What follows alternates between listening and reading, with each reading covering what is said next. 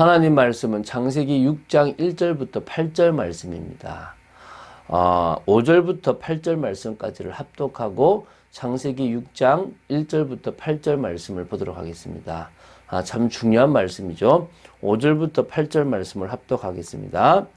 여호와께서 사람의 죄악이 세상에 가득함과 그의 마음으로 생각하는 모든 계획이 항상 악할 뿐임을 보시고 땅 위에서 사람 지으셨음을 한탄하사 마음에 근심하시고 이르시되 내가 창조한 사람을 내가 지면에서 쓸어버리되 사람으로부터 가축과 기는 것과 공중의 새까지 그리하리니 이는 내가 그것들을 지었음을 한탄함이니라 하시니라.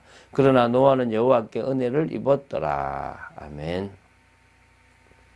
자, 이 창세기 6장부터 9장은 노아 홍수 심판에 대한 전반적인 내용입니다. 방주를 만들어서 홍수로부터 구원을 받게 된 노아의 가족을 중심으로 그 당시 일어났던 엄청난 그런 홍수에 대한 이야기를 기록하고 있는 거죠. 자, 노아의 가족을 제외한 전 인류뿐 아니라 코로 숨을 쉬는 모든 지상의 생명체들, 특히 하늘에 있는 것까지도 다 인간의 죄악에 대한 심판으로 일거에 멸망했습니다. 참으로 두려운 내용이라고 보시면 되겠죠. 자, 노아 홍수 심판은 앞으로 있게 될 종말과 이렇게 조금 연관이 있는 겁니다. 그래서 최후의 그 심판의 강력한 예표라고 보시면 됩니다. 그래서 특히 함께 공유하는 부분들이 좀 몇 가지 있는데요.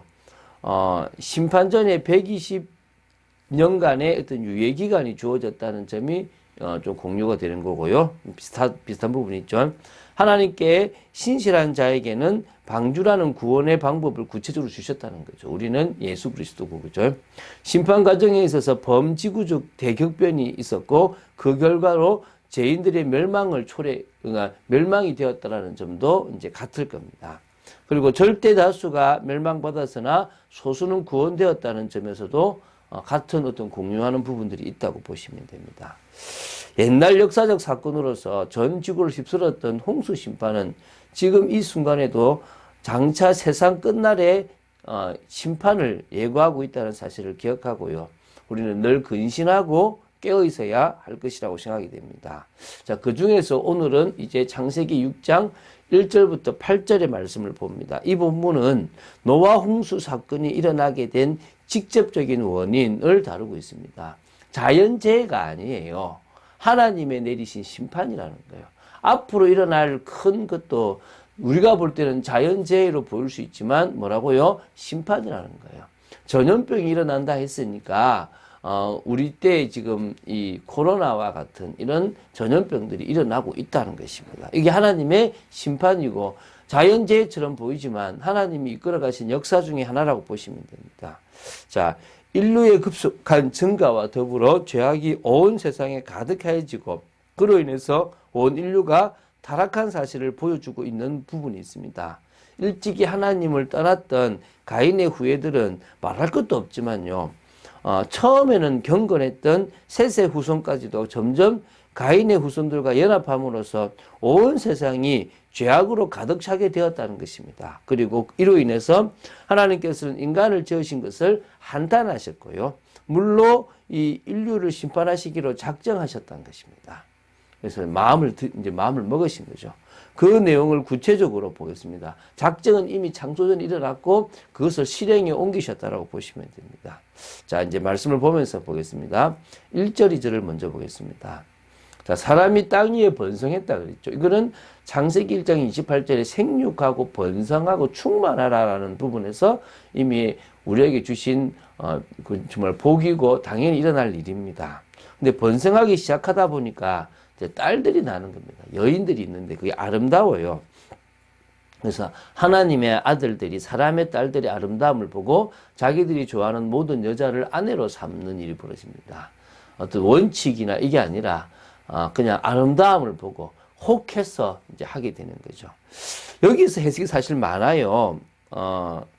이게 지금 뭐 하나님의 아들들을 언약의 백성이라고 믿는 자의 아들들이라고도 하고 딸의 백성은 그 사람의 딸들은 불신자의 그런 딸들이라고 하는데 그렇게 해석하기로는 좀 어려운 것들이 사실 좀 있긴 있습니다. 그러니까 이거를 또 천사가 내려와서 사람의 딸들과 결혼했다 이렇게 또 보기도 합니다. 그렇게 해석하기도 또 문제가 많습니다. 그래서 사실 이거는 해석하기는 어렵습니다. 근데 하나 확실한 것은 뭔가 하나님이 기뻐하지 않는 어떤 결합이 있었다라고 보시면 되겠어요. 그러니까 다시 말하면 하나님의 창조 질서를 깨는 어떤 그런 결합이 이 지구상에 있었다는 것입니다. 그러니까 안 되는 결합이라는 거죠. 이제 3절입니다. 그 결과 어쨌든 하나님의 영이 더 이상 사람과 함께 하고 싶어 할 수 없는 완전 인간이 뭐가 됐냐면은 육신이 되어버린 겁니다.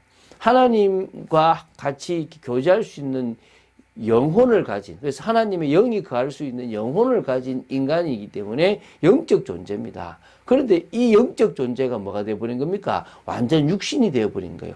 동물과 똑같은 수준이 되어져 버린 겁니다. 그게 바로 하나님의 아들들과 사람의 딸들이 이제 이렇게 결혼을 하기 시작하면서 생겼던 일이라는 그 결과라는 거예요. 그래서 하나님께서 이 세상을 심판하기로 작정하시니까 결정하시고 그것에 대한 것을 120년 동안 유예하고 그 안에 모든 것들을 할 수 있도록 기회를 주시려고 했다라는 부분들이 지금 1절과 2절과 3절에 나온다고 보시면 됩니다. 잘 보시면 이 지금 회개하고 이게 돌아서야 되는데 사람들은 그러지 않아요. 나중에 보시면 노아 가족에 있는 8명만 구원을 받게 되는, 그래서 하나님의 자비로운 심판의 이 유보에도 불구하고 죄를 짓는데 여념이 없었던 그 당시 사람들의 완악한 모습들은 정말 이게 사실은 치유가 안 되고 바뀔 수 없는 것들이라고 봐도 됩니다. 하나님의 은혜가 없으면 이렇게 망할 수밖에 없는 거죠. 자, 4절을 보겠습니다. 그러면서 이제 그 당시의 상황을 다시 한번 정리합니다. 당시에 땅에는 네피림이 있었대요. 이 네피림이라는 의미도 사실 정확하게 알 수는 없습니다. 근데 네피림에 대해서 좀 더 근거 있는 어떤 그런 견해는 나팔이라는 단어에서 왔다. 나팔이라는 단어는 동사인데 떨어지다라는 겁니다. 그래서 하늘에서 떨어진 존재가 있다는 거죠. 누구죠? 사단입니다. 사단이 장악한 시대, 한마디로 타락한 시대라고 보시면 됩니다. 물론 또 다른 견해로는 이 네피림이 거인이라는 힘이 세고 머리가 뛰어난 어떤 다른 사람들을 지도할 위치에 있었던 그런 것을 가리킨다고 봐요. 왜냐하면 70인역 그리고 그 다음에 좀 벌게이트역 KJV에서 네피림을 거인으로 지금 번역해 놨는데요. 그래서 이 창세기 이런 설명을 들었던 사람들이 민수기 13장 13절에 아낙 자손이 네피림의 후예라라고 이렇게 거대한 그게 네피림의 후예라고 할 정도면 비슷한 부분도 있다고 보는 경우도 있습니다. 어쨌든 잘못된 결합으로 인해서 흑암이 가득한 시대가 되어졌고 그로 말미암아 사람의 이 하나님의 아들과 사람의 딸들 사이에서 자식이 낳는데 이 고대의 이 용사, 이 명성이 있는 자, 이 이름만 들어도 알만한 자들이 나왔다라는 부분들이 지금 나름대로 설명이 좀 나옵니다. 더 이상 설명할 수가 없어요. 제 수준이 그것밖에 없습니다. 예, 5절을 보겠습니다.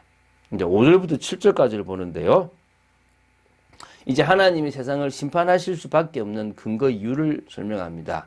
사람의 죄악이 세상에 가득했어요.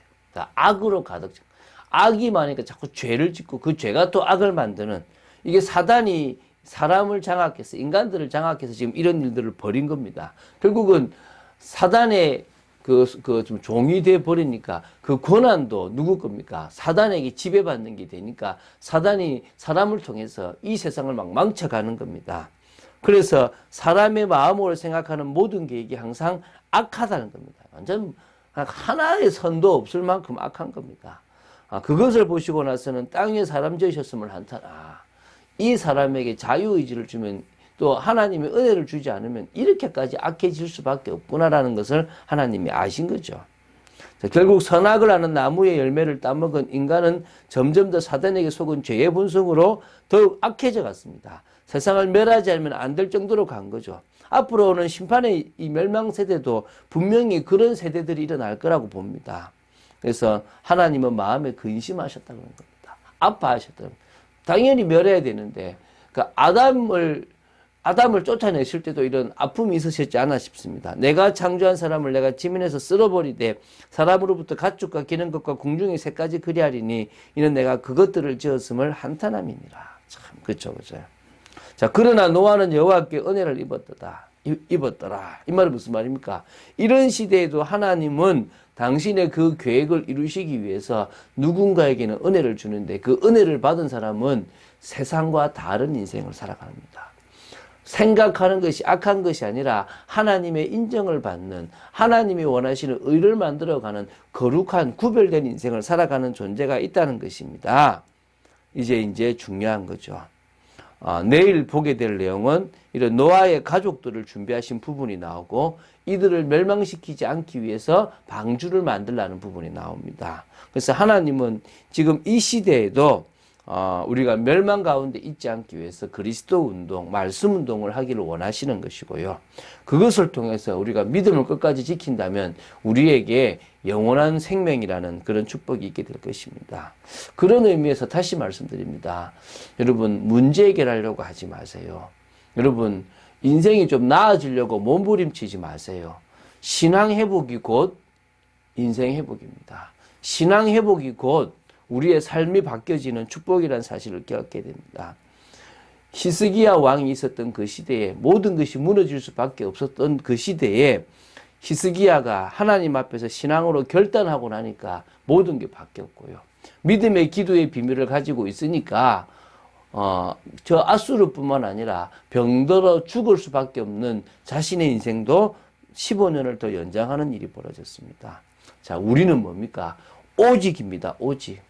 하나님이 원하시는 것은 우리가 오직 복음, 오직 믿음, 오직 성령 충만 속으로 들어가는 겁니다. 다른 것은 필요 없습니다. 지금 이 시대의 교회가 뭐라는 줄 아십니까? 예수 외에도 구원이 있다. 교회 밖에도 구원이 있다. 그런 겁니다. 꼭 예수만 구원이라고 말하지 말라라고 얘기하는 겁니다. 근데 우리는 계속 이야기합니다. 예수 밖에 구원이 없다. 예수 밖에는 다른 것으로는 구원의 길이 없다. 하나님이 이것만 구원주셨다. 그 사람들이 말하는 예수 바깥에 구원이 있다. 예수 외에 다른 구원이 있다라고 말하는 그들과 우리는 100% 다르다는 것입니다. 믿으십니까? 그리고 우리는 기도의 비밀을 가져야 됩니다. 성령의 충만함과 인도와 또 현장을 변화시킬 만큼의 그런 기도의 비밀을 통하여 이제 우리는 뭔가 그냥 비슷하게 맞추는 게 아니라 세상을 변화시킬 만큼의 힘을 가진 사람으로 살아야 될 줄로 믿습니다. 그런 축복을 누리는 여러분 되시기를 주 예수 그리스도 이름으로 축원드립니다. 이 시간 기도하겠습니다. 주는 그리스도시요 살아계신 하나님의 아들이심을 고백합니다. 저희들에게 은혜를 주심을 감사합니다. 믿음으로 서 있을 수 있도록 늘 힘을 주시고 능력으로 역사하시고 성령의 충만함을 허락해 주심을 감사합니다. 오늘 저희들이 은혜 받는 이 축복된 자리에 늘 있기를 원하고 그 힘으로 살아가기를 원하고 또 늘 깨어있는 그런 아버지 하나님 이 시대의 파수꾼의 사명을 감당하는 저희들 되기를 원합니다. 오직과 기도의 비밀을 가진 그리스도의 제자로 저희들을 세워주시옵소서. 주 예수 그리스도 이름으로 기도드립니다. 아멘.